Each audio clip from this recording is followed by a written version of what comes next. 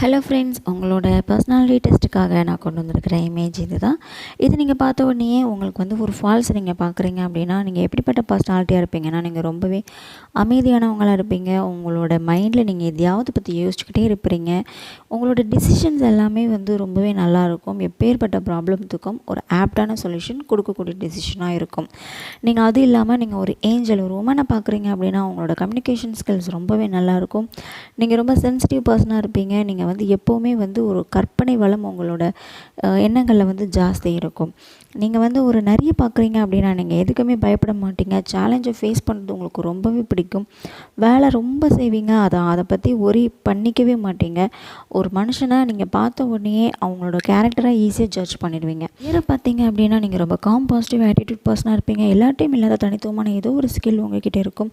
உங்களோட ஒர்க் உங்களுக்கு ரொம்பவே பிடிக்கும். சாதாரணமாக மட்டும் ஸ்பெஷல் ஆகக்கூடிய டேலண்ட் உங்ககிட்ட இருக்குது.